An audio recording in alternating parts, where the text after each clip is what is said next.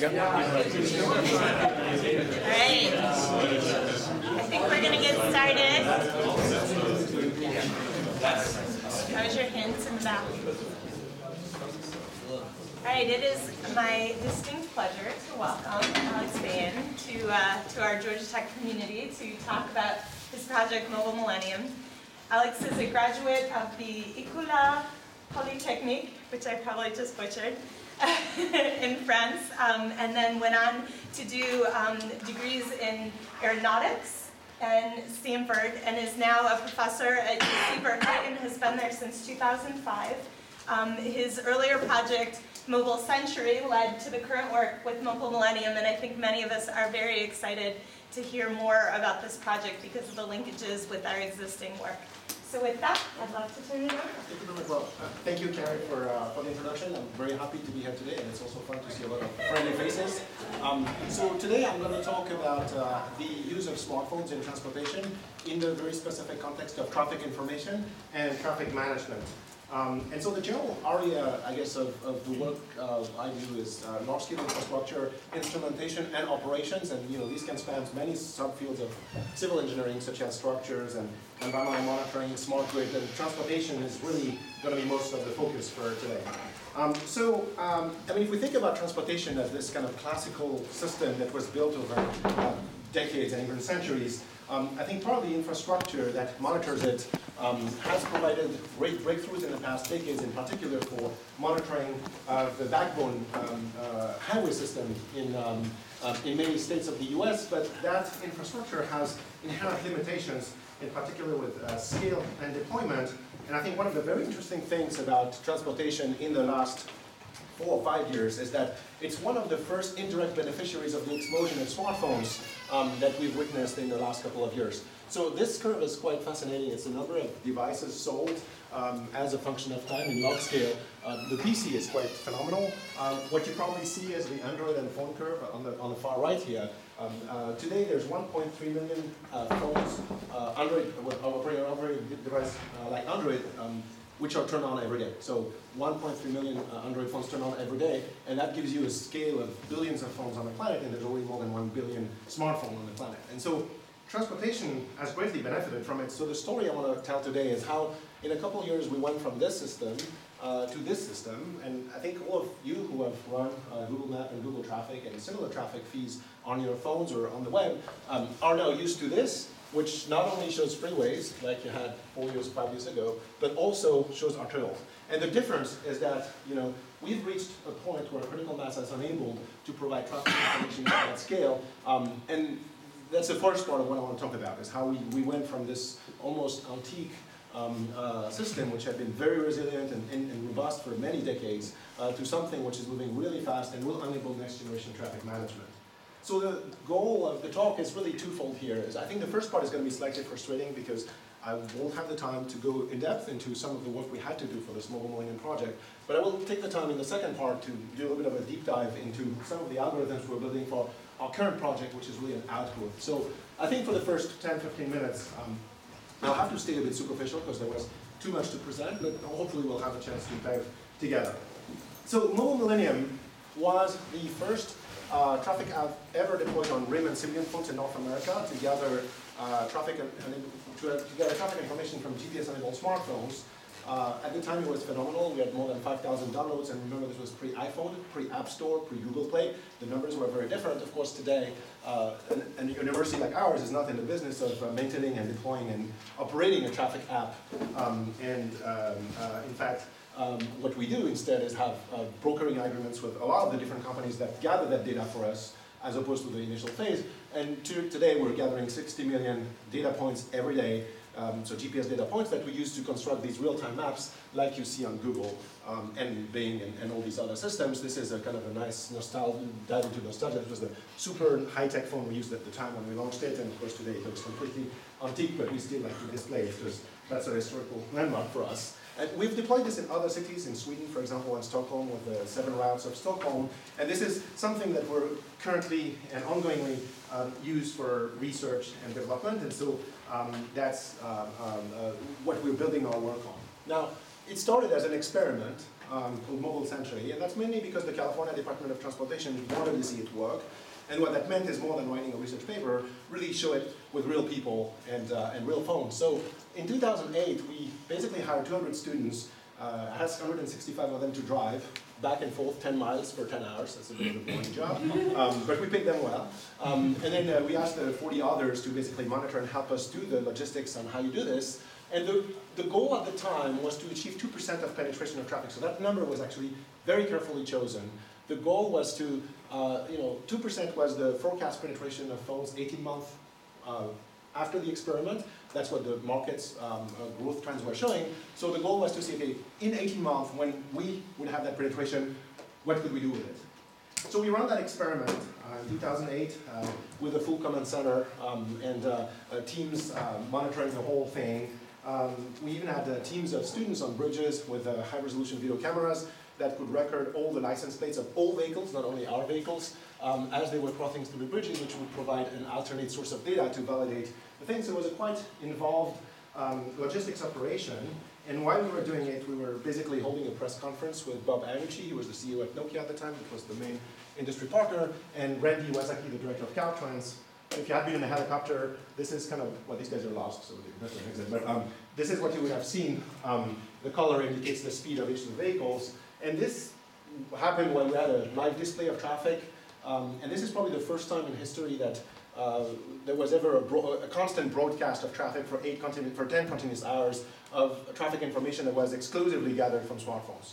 This was very stressful because the press was there, the media was there, and there was an accident. It was not our vehicles, and we happened to record the congestion faster than it happened on all the other websites, including the California Highway Patrol, which was great because people initially didn't believe us. In fact, that person worked at traffic.com, and what she's doing on that picture is calling our friend to figure out whether the Broca algorithm was completely broken, and because there should never have been congestion here. And it turns out we caught it faster than the others, and the rumor goes that we created the accident to demonstrate the technology. That certainly came from Stanford. This is the architecture of what we built. Now we rebuilt it 3 times because the first we built it in MATLAB, the second we built it in a professional system, and then we had to rebuild it another 2 times. But that's what it takes to build Google Maps. I mean, Google Maps has a lot more, but if you want to build a traffic feed on some map, basically you have a bunch of feeds. And the point is not to go in all the boxes, but to see the architecture. And then they go into filters that feed models, on which you feed estimation, so data assimilation, that provide information that you feed back to the customers. And so this system is several million lines of Java code. It's been live since 2009, and that's what we're operating today, and that's what we're using to test all the research and algorithms we implement. So to give you a sense of the scale of the data, that's what 0.5% of our data looks like. This is a particular case of data we can show to the public. Most of the data we cannot even show, we cannot even redistribute for confidentiality reasons and commercial trade secrets and all these arguments that companies give you to not show their competitors what they have. But that we can show because that's the taxi fleet of San Francisco. These are 500 taxis that send us their feed every day at the 1-minute rate. So 1 point is like this inverse Pac-Man display. 1 point is basically 1 GPS point every minute, and the red dot is basically the vehicle moving. Right now it's early morning, so there's not much traffic, but as the day grows, there's more traffic, and at the end of the day, you can basically draw the whole map, and you can even infer the topology of the network quite accurately, and it's pretty cool to see that the taxis go really far. So the point is, I think that 0.5% of data gives you a sense of the scale of the data we deal with, and that's what powers our engine, and I think that's what was not even thinkable in 2007 when we started the project, and that's something which has been almost entirely commoditized by the private sector in the last couple of years. So I'm going to go through 3 challenges that you encounter when you build these systems at a superficial level, and then I'm going to dive deep into one of them, which is what we're doing now. The first challenge is obviously privacy, and when we started that project, in fact, this is the first movie we ever recorded with a phone gathering a GPS track.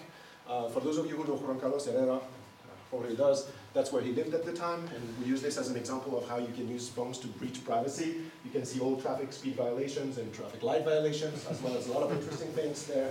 And so the point there was to show that it's not a good idea to just gather tracks, even if you anonymize them. People at Microsoft have shown back in 2006 and 2007 that you can re-identify by correlating with other feeds, so bad idea. So the first thing we have to do is to build an architecture that supports privacy by design sampling. And the way it works is when you're running a client, basically the phone downloads the map, and it could also download a lot of hidden objects in the map, such as VTLs, which are virtual trip lines, which are geographic markers that are defined by GPS coordinates and can trigger a phone update probabilistically in a way to avoid privacy intrusions. And so the way it works is, instead of sending your data all the time, what you do is upon crossing one of these markers, you probabilistically send information such as, hey, I'm a phone, that's where I am, and that's how fast I'm going, but you don't send all the other stuff. And if you do this, and if there's enough vehicles doing this probabilistically and you don't systematically transmit, then you can show that a lot of the issues of privacy can be solved quite easily. And so, in terms of the mathematical contributions you have to make make this work, I mean, there's all the architectural work, and in fact, that was patented as early as the end of 2007 by Nokia, following the work we did together. But then there's a lot of other algorithms based on Hamilton-Jacobi equations that you can use to try to re-identify travel time, even if you don't have the identity of the vehicles that go through these markers. And so a lot of the work early on in the project was to define mathematically what these solutions mean, how you compute them, and so on, and potentially then do all the data assimilation from techniques which, in fact, I think Ted just walked in, but which are very similar to what's done in environmental engineering, where you use sequential data assimilation to put that data into models. And so I'm going to move on to the second challenge because, again, I can't go in depth with all these topics, but this was certainly one of the first challenges we had to deal with. The second challenge is the data is just crappy. And when you deal with crowdsourced data, that's just the way it is. You have tons of data, a lot of it is very low quality, and you have to make the best you can out of it. And you can't just do the naive thing. And the naive thing here would be, in San Francisco, a cab can go up to 7 blocks in 1 minute. Here it's pretty congested, so it actually goes pretty slowly. But if you just do the naive thing, which is to project it on the map, because by the way, no GPS points ever falls on the map, so you have to project it on the map. But if you look at 9 and 10, 10 is actually behind 9, and that's because the guy is stuck at the traffic light. So GPS error, 1 minute later, actually puts him behind where he was when the guy actually did not move. So typical algorithm would have the guy go around the block, because that's the most logical thing with these positions. So the point is, when you just map match, it simply doesn't work. And so a lot of the work we had to do early on to actually make good use of that data and avoid these completely crazy things that you would come up with, like here it projects on that road, but the cab clearly goes this way, and we know this because we had a validation data in it.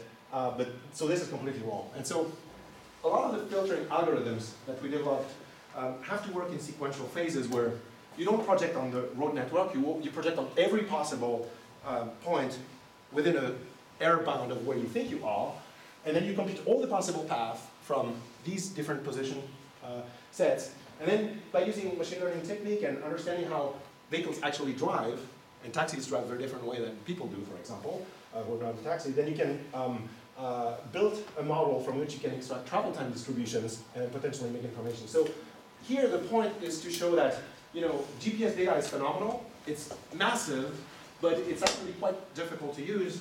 And so the contributions we had to make there were more on the line of combined path discovery, map matching, and then figuring out when data self-contradicts, and that can be identified quite easily with Hamilton-Jacobi equations, and then use stochastic queuing theory to reconstruct travel time from these, because you can't even figure out how fast people are going, it just doesn't work in the arterial network, so you have to use a degraded version of traffic information, which in that case happens to be travel time. And maybe the last challenge I want to talk about is data assimilation. Data assimilation is a field which is common to many subfields of civil engineering. And certainly in traffic, it's been quite interesting. And you can think about data assimilation as follows. I mean, in the context of traffic, your vehicle's transmitting some Lagrangian data, so it's mobile data. And if you're trying to map the evolution of speed as a function of time, you're basically getting a surface. So the job of figuring out what speed on the freeway is now is the reconstruction of that surface from this mobile measurement up to now, that's nowcast. And the process of predicting what the speed will be in the future is forecast. And if you can do this, then you can start to do anticipation and management. So first, we started doing nowcast, and for this we had to use a model which is fairly known from the applied math community and the transportation engineering community. It goes back to the 50s. That's called the Light-Hilm-Wheaton-Richard equation. It's first-order hyperbolic PDEs, scalar with a concave flux function. In order to avoid mathematical jail, you have to pose the boundary conditions using the weak boundary conditions in BV space. And if you do that, then you're going to be fine. The flux function is also fairly known in the transportation engineering community. It models the flux as a function of density. The more people, the more flux, until traffic jams happen, and then traffic decreases, and when the density is too high, you're stuck on the freeway, the flux goes to zero. It's a fairly seminal model, mathematically very nasty, because of the functional space you have to work in, but fairly robust and certainly fairly accepted in the community, which in order to compute numerically, you need to discretize, and there's been a fairly well-known scheme since 1957 called the Godunov scheme, which appeared in transportation engineering literature in 95. And so basically what it does is it takes that density function rho, and it discretizes it. So I is the cell on the freeway, and is the time step, and this is just an update equation for the density. So if you're a control theorist, you can view this as a gigantic nonlinear dynamical system, which has all the nasty features you would think of, which is non-smooth, nonlinear, and non-differentiable. So it is really bad. And that's what you are using as a backbone for your estimation algorithm. One thing to keep in mind here is that there's a flux function here, which I don't have time to write, but it's pretty nasty. Now the thing is, with a smartphone, you don't measure density. Okay, you can measure how fast you're going, but you cannot measure how many cars are around you. So you can't just use this as is. And the main question you have to solve is how to map this into an equation for velocity.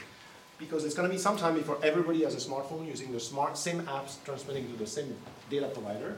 So until that's the case, you have to use another equation. And part of our contributions was to create that equation for velocity, which means now you're not looking at speed, but you're looking at evolution for velocity. That came at the cost of some mathematical work, and skipping the details, what you end up with, the point is not to look at all the equations here, the point is to look at the second equation, which says, you know, my velocity now is what it was before, integrated in some function, which can be also computed with these Godunov fluxes. If you've done numerical analysis, it's really one of the first things you learn for hyperbolic PDEs. If not, just you take this as an update equation. And again, the nasty feature here is nonlinear, non-smooth, non-differentiable, so you have to live with it. But that's what you use to do estimation. And so our early contribution was to use that with a measurement equation.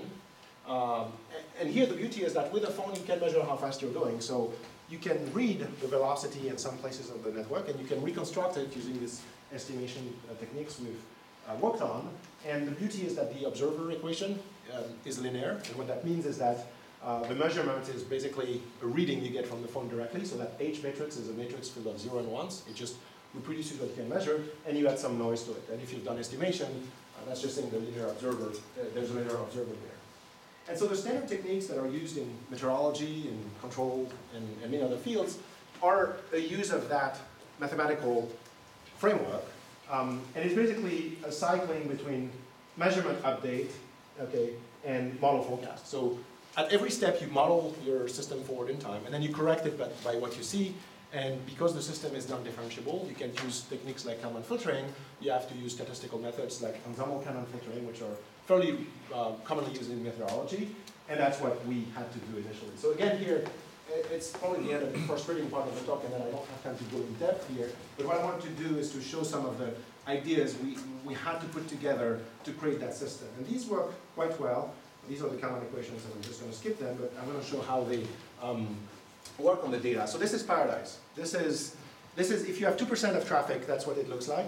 You have one GPS point every 2 minutes, every 2 or 3 seconds, and you can basically read traffic. So there you probably wouldn't even need much algorithmic work, because you could see people going like, this is time and this is space, people going really fast into congestion, and then slow and then fast again.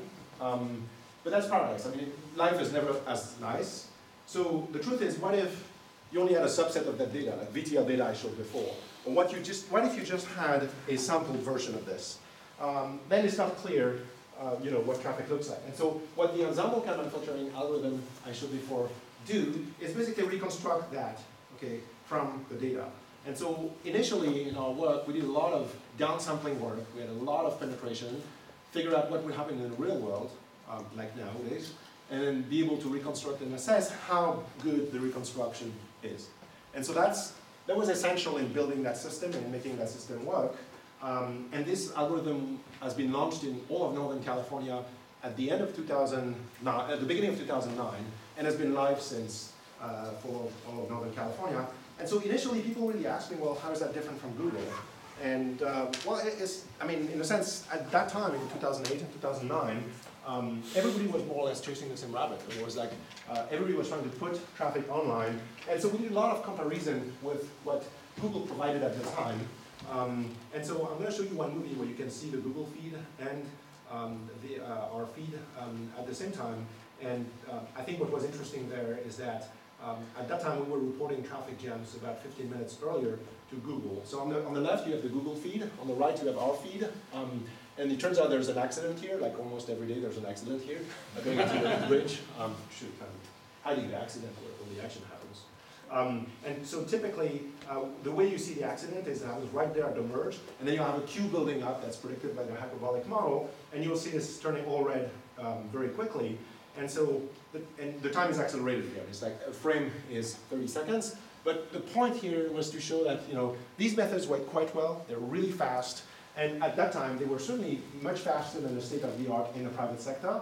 And Google ultimately shows it. And well, it's interesting, it's all yellow. And if you have 3 colors, you can't really go wrong. But we were using the whole color scheme at the time. And when this movie was initially recorded on Friday the 13th of March, so the students really tried that day because they thought it would be the best day to bet on accidents. But unfortunately, the recording device for the movie didn't work, so we had to wait for the next accident the next Friday to record the movie on a not as severe accident. You're going to think we love accidents, but we really don't. Here, I think the contributions we had to make were of several different types. We had to work on models because there was no model for speed. I mean, until 2007, there was no global way to measure speed other than having your own equipment. And if you measured speed, you might as well measure counts. Now we have a lot of speed measurements. We don't have many counts, but you need a model for it. We also needed new data assimilation schemes for it because these models are specific, and to make them run faster, you needed to have the proper algorithmic treatment. And that generated a lot of fun work on Hamilton-Jacobi equations, which was